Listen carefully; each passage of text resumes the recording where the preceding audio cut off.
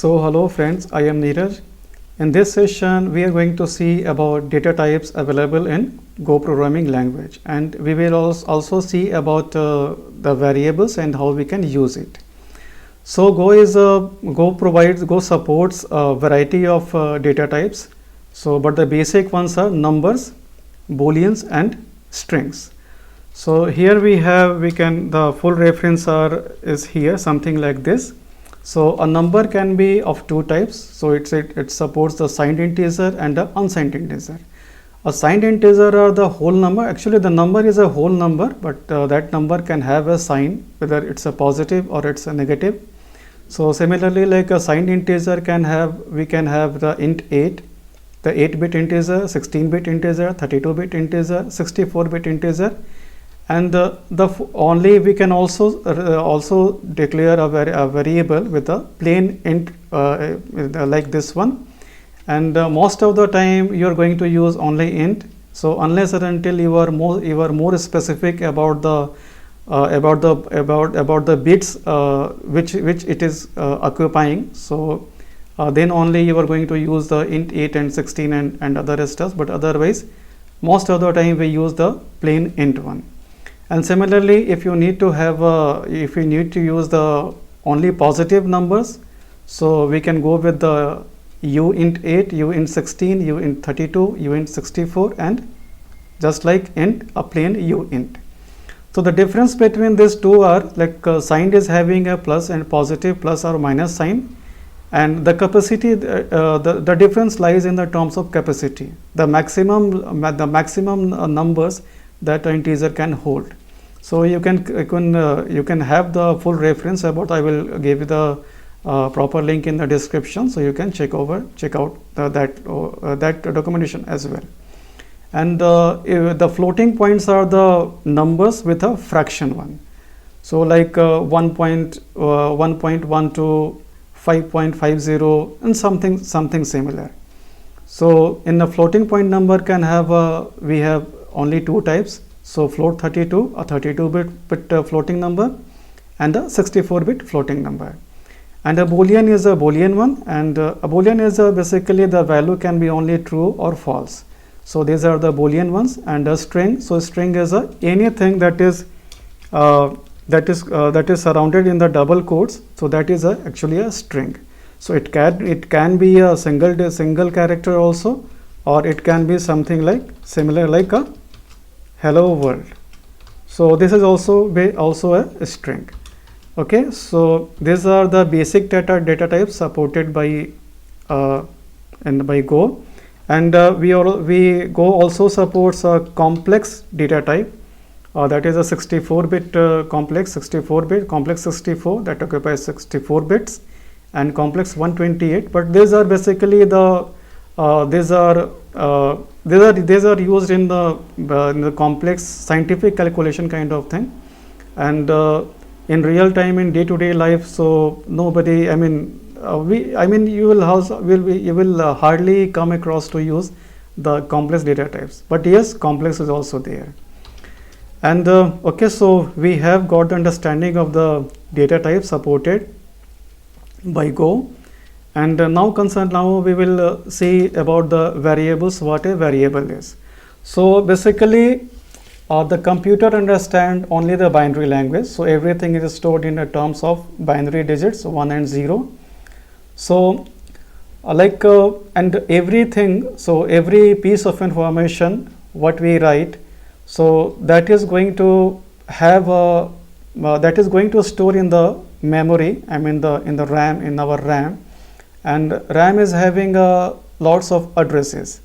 So you can think of it in something like small boxes. So our stuff, our data resides in those stuffs. So on those addresses.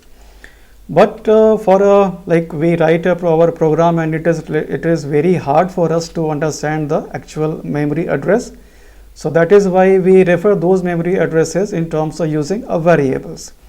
So like variables, we can think of it like that address is an alias of the address, the actual memory address. We are naming it. You can think of it like with a variable declaration. So we are referring only variable in our program, but that variable name is going to point to that actual address where it is stored. So this is about the theoretical. So however, we will not go that much of deep into the actual computer architecture and functioning. So otherwise our session will be quite long. So like coming back to our variables. So our variables can be like that can start with a character, and it cannot be in Go. Actually, we cannot start with the digit first. So it has to be with the characters only. Okay, characters and some special characters. And there are basically the basic type is like we use in order to declare a variable. So we use var keyword, and var keyword is followed by the name of the variable. So let's say I am going to write it first name, and now we have to specify since Go is a statically typed language, so everything has a type, and we must specify the type of that variable or just anything. So we have to specify it. So for example, say like var first name, and we want to store it some string, so we will specify it string, and once we declare it, we write it something like this. So our variable has been created, has been declared, and but it has not been initialized. So we can also assign some values to it with equal to, and assign, let's say first name is, my name is Neeraj. So let's save it, and now there is a you can see this small red scrutiny line over the first name. So actually it is giving a hint that first name has been declared, but we didn't use it. So Go is basically the wonderful piece of why I like Go so much is about the, like you can know while writing your code, while writing your program, you can know in advance where your program is going to fail. So actually once we declare a variable, or it applies to our packages also. So if we Go forces us to either use it or just remove it. So similarly, so this is why we are saying this small warning that and now if we try to compile it, run our program, so actually we will get an error. main.go. So it says the first name has been declared but has not been used. So this is the Go compiler is very smart enough, and I think this is basically a good initiative, so that our program can have our program will not have the unused variables and unused packages. So since we have already created it, and now we have to use it. So by using it, so within the println function, we can simply say first name, and now that red line has gone, and now if we try to run our application, so it will simply compile and run. So hello world, and this Neeraj is getting printed. So okay, so cool. And similarly, we can also check about the types of the variables. So for the checking the types of the variable, we can say printf, and let's say type of first name, and we will go with the capital T. Here say first name. So I will explain it, don't worry. So here run it. So also let me give a new line. So now if we try to run it, so here we are saying type of first name is a string, and similarly like we are getting that output. So what is happening here? So happening here is the printf and println. There are a few differences between these two. So printf stands for we can format it out as per our need and as per our requirement. So first name also, if we need to print the value of the first name, so we can go with the %v, and now if we run it, let me clear it. If we run it, so we will say the first name and Neeraj. So %t is through which through using %t we can check the type of the variable. So let us declare and define few variables. So let's say var x is a int 8, and we will initialize it to, let's say, 10. And now, as always, like since we have declared it, so we have to use it. So I'll copy paste it here, and %t and variable x, and let us say x. Let's save it, and now let us run it. So here our type of variable x is int 8, and similarly we can go with the 64 also. So this time it will be a 64-bit integer. So again int 64, and if we don't write the specific int 8, 64, 32, 16 something, so if we go with the plain int, so let us try. So it will basically, it is the type is only int, plain int, and actually it depends upon the architecture of the machine. So whether it would be a 32-bit integer or a 64-bit integer, but actually the type is int1. So, and similarly, like we can also go with uint, and let me call it y, this variable as y, and say like this we have to actually use it. So y, and we'll also say it here also y. Let's save it, and now try to run it. So type of x is int and type of y is uint. So uint this time we cannot assign a negative number. So try to do it. So let us try to do it. So the moment we try to do it, try to assign a negative number to a variable y, that is a uint, that is unsigned int, and even if we try to compile it, so here also we will the compiler displays a very nice message that cannot use -t in untyped int constant as uint value in variable declaration. Actually this is an overflow, so we cannot assign a negative value in a unsigned integers. Okay, so now, and these are integers, and similarly, so let us check with the floating point numbers.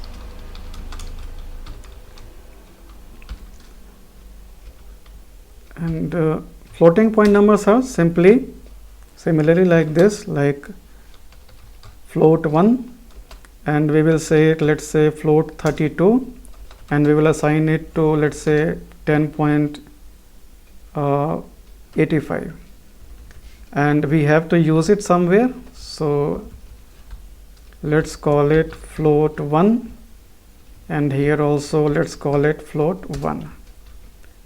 Now let me move it this side.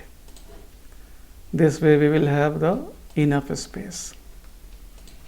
So let us clear this out, and if we try to run it, so we are saying that type of float 1 is 32-bit, and we can also change, we can also have the float 64 as well, float 64, and we will say float 2, and here also we will use it float 2 and float 2. Okay, float 2. Now if we try to save to run it, so this is a float 1 32-bit, float 32, and float 2 is float 64. So these are the basic types, and we will also see about the booleans. So booleans.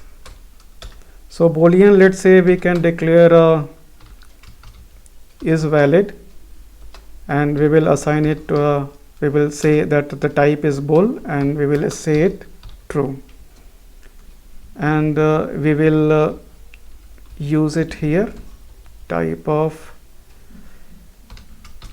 is valid, and we will here also say is valid, and let's try to run it. So the type of the type is bool, and the type of this one was string. So this first name. So we have seen this string as well, and we have seen a string, boolean, and our numbers. Now there is a, if we try to, let's declare a new variable, let's say call sum, and that let's say we define it int, and if we try to add the two numbers like x and y, so let us see what happens. X plus y, and let us, I would like to give to provide you a very nice info, so stay tuned for that. So sum, and even though if we try to display it also, use it also, so actually it is saying, so if you hover on it, so actually this is saying that there is a type mismatch between x and y. So x is a, try to see here, x is a normal integer and the y is a unsigned integer. So that is why we are unable to, the Go compiler is unable to add those two numbers even though they are integers. So this is why, like Go is statically typed language, so every mathematical computation that has to be performed on the, both of the operands should be of the same types. So the moment if we try to change the the type of the variable y from u into y, u into int, so then the error is gone. And if we try to run it, so again the sum is to a pure int. So this is how, and however, so this is a long notation, and we can also declare a variable something like this. So only we can declare that, and we define the variable like var x is equal to int, and we can initialize in the second line. So this way, like we have only declared the variable with var keyword, and we are telling it that var x is equal to int. So what we are doing is here that we are telling the Go compiler that we are going to create a variable named x and its type is int. So this is the interpretation of this statement, and once this has been declared, so we can use it, and we initialized the number 10 to the value x. So actually what is happening here is the value 10, we are telling here the value 10 that is going to variable x, and x is the variable that its type is the int one. Okay, so I think like this is the one way of the declaring and using the variables, and however there is a shorter notation also. So the shorter notation is, we can, and Go is smart enough, so we can infer the type of the variable based on the underlying values. So we can write something similar like num1 and a colon equal to, and let's say we will say it 50. And now if we try to print the try to see the type of this num1 variable, num1, and here also num1. Now if we try to see the type of the variable num1, so here also the type of num1 is int, because we assigned a number to variable num1, so that is why it is a int. If we change it, if we surround it inside a double quotes, and if we try to run it again, so right now the num1 has been converted into a string. So actually this way is quite handy, and instead of going that explicit way, and many times many developers prefer to go this way. Even I use this way, and however, like being explicit is a more better way. Like this way we are very clear about it, like what we are doing and what we are trying to do. So that's all for this session, and I hope you enjoyed the session. So any questions, any doubt, so please do let me know in the comment section, and I'll see you in next session.